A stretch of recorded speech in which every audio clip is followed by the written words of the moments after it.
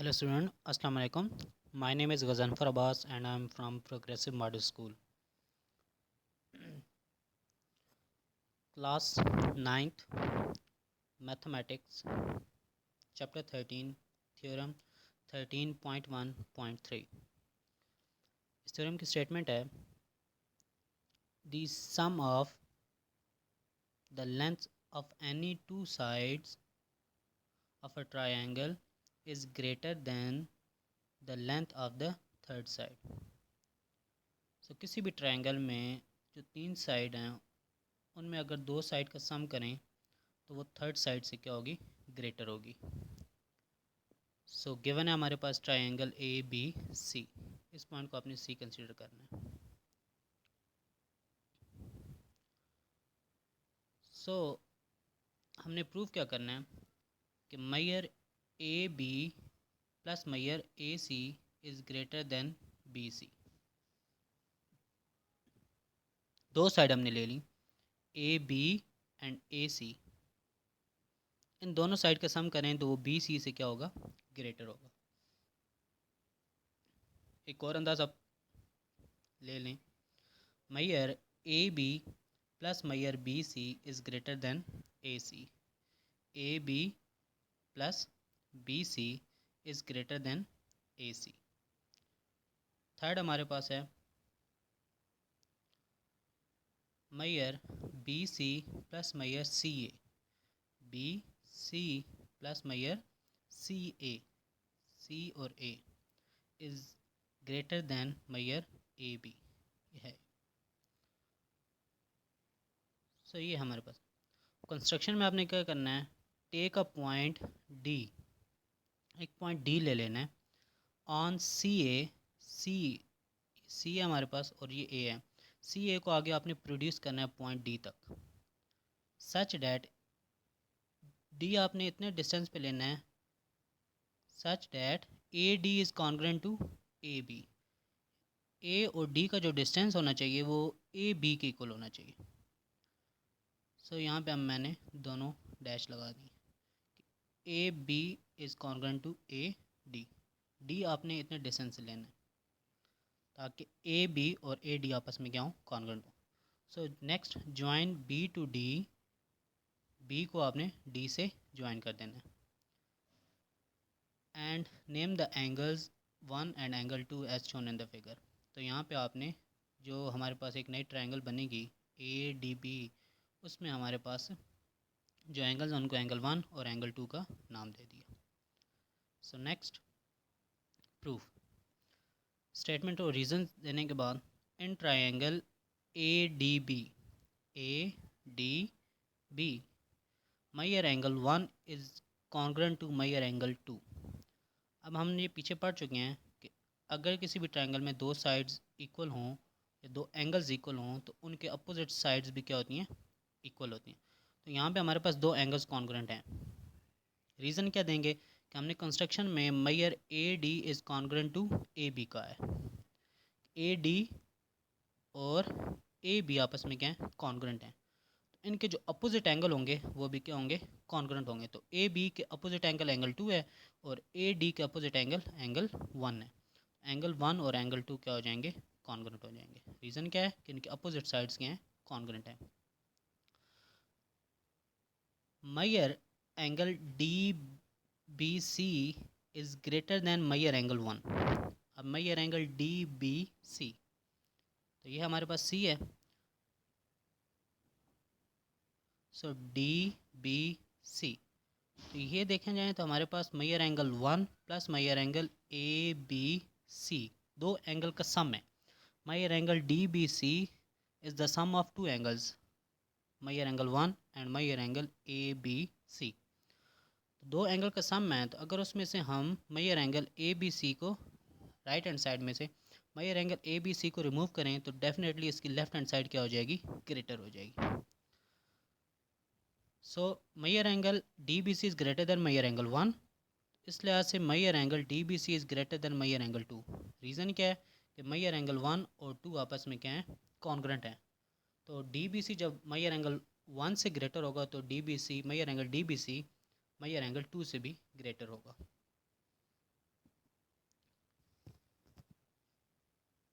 Next, in triangle DBC, triangle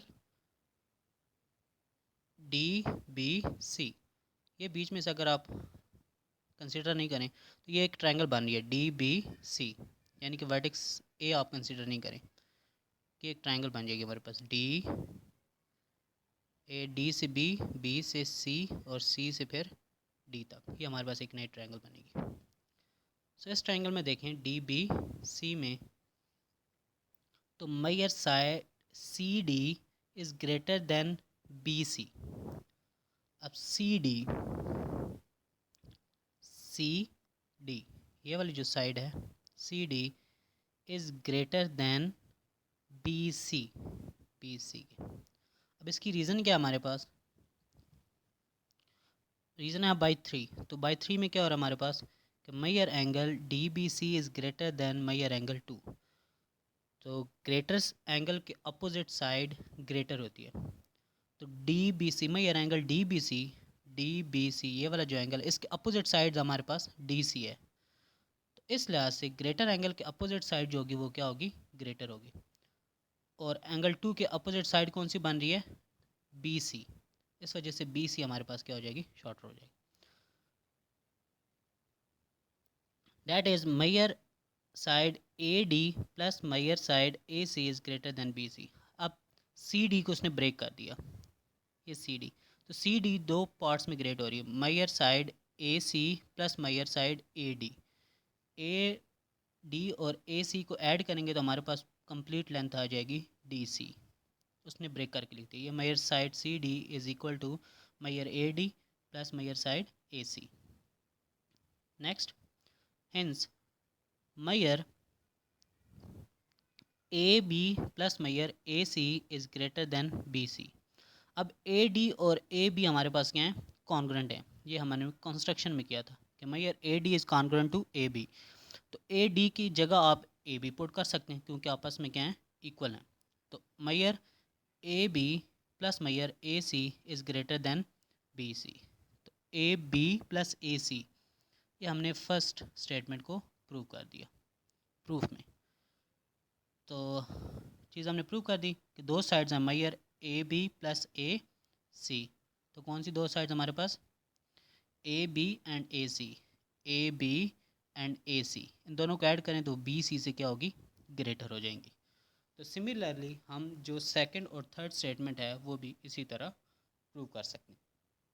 तो ये था हमारे पास 13.1.3 थ्योरम।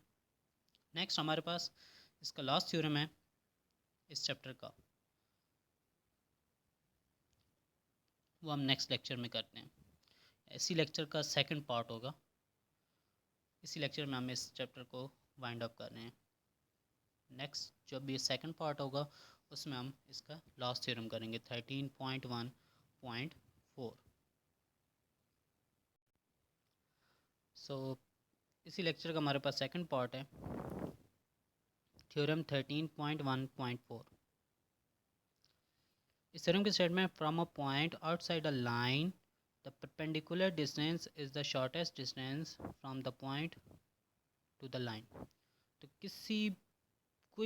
किसी भी लाइन का एक पॉइंट ले लें जो कि आउटसाइड द लाइन हो, उससे जब भी डिस्टेंस उस लाइन से लेंगे, उस लाइन से उस पॉइंट का जो डिस्टेंस होगा वो परपेंडिकुलर जो डिस्टेंस होगा, डिस्टेंस से तो इन्फिनिट लिए जा सकते हैं, उसमें से जो शॉर्टेस्ट डिस्टेंस होगा वो हमेशा क्या होगा, उस पॉइंट का उस लाइन के ऊपर जो परपेंडिकुलर होगा वो शॉर्टेस्ट डिस्टेंस होगा। ये हमने प्रूव करना है इसमें। सो गिवन है हमारे पास a line AB and a point C not lying on AB, a line AB and a point C। AB हमने एक लाइन ले ली और एक पॉइंट C ले लिया जो कि आउटसाइड द लाइन है, जो कि इस लाइन पे लाई नहीं कर रहा। And a point D on AB, और AB के ऊपर एक पॉइंट हमने D ले लिया, such that CD is perpendicular to AB। तो CD जो होगा वो AB के ऊपर परपेंडिकुलर है, ये हमने ले लिया, गिवन था जो हमारे पास। अब हम आते हैं प्रूफ। टू प्रूफ हमने क्या करना, measure CD is the shortest distance from the point C to AB। हमने प्रूव क्या करना है कि सी डी जो है वो शॉर्टेस्ट डिस्टेंस है from the point C to A B. C से ए बी के ऊपर जो डिस्टेंस सी डी है वो शॉर्टेस्ट डिस्टेंस हमने प्रूव करना है। सो कंस्ट्रक्शन में आपने क्या करना है, take a point E, any point होगा ई जो होगा, take a point E on A B, join C and E to form a triangle C D. आपने ए बी के ऊपर एक पॉइंट ई ले लेना, एनी पॉइंट होगा। सो नेक्स्ट आपने ई को सी से ज्वाइन कर देना है और आपके पास एक ट्रायंगल बन जाएगी ई डी सी। सो प्रूफ पे आते हैं।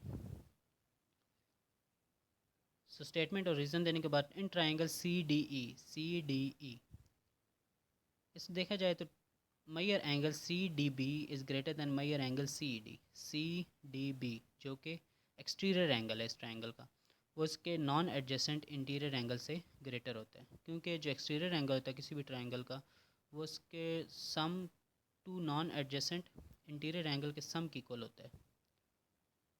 सो यहाँ पे इंडिविजुअली इंटीरियर एंगल से नॉन एडजेसेंट इंटीरियर एंगल से क्या होता है, ग्रेटर होता है। अगर नॉन एडजेसेंट इंटीरियर एंगल जो होते हैं अगर उनके सम किया जाए तो वो उसके हमारे पास एक्सटीरियर एंगल के इक्वल होता है।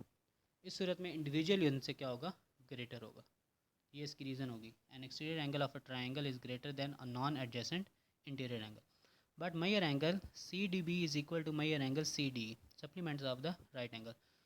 क्योंकि डी के ऊपर दोनों एंगल बन रहे हैं और ये सप्लीमेंट ऑफ लाइन के, तो जो एंगल है सी डी बी और सी डी ई क्योंकि दोनों राइट एंगल हैं तो ये इक्वल हो जाएंगे हमारे पास।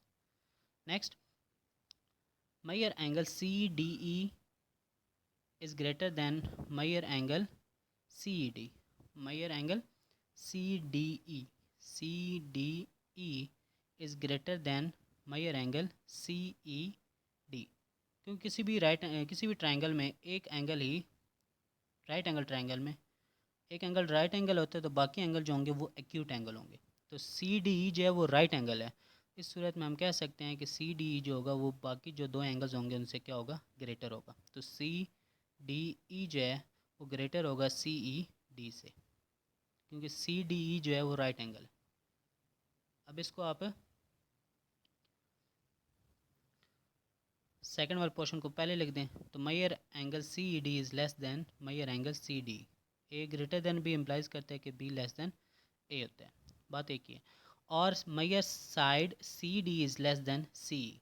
अब जो ग्रेटर एंगल होगा उसके अपोजिट साइड जो होगी वो क्या होगी, ग्रेटर होगी। तो जो हमारे पास सी ई डी है वो हमारे पास सी ई डी वो हमारे पास एंगल जो है वो सी डी ई से लेस है। तो सी ई डी के अपोजिट जो साइड है वो सी डी है और C D measure angle C D E के जो एंगल है इसके अपोजिट जो साइड है वो सी ई है। तो ग्रेटर एंगल के अपोजिट साइड ग्रेटर होगी। सो सी डी जो होगी वो less than C O, side opposite to greater angle is a greater. But E is any point on A B. शुरू में मैंने बताया था कंस्ट्रक्शन में कि ई जो था वो एनी पॉइंट था, वो आप ट्रायंगल पे कहीं भी ले सकते हैं,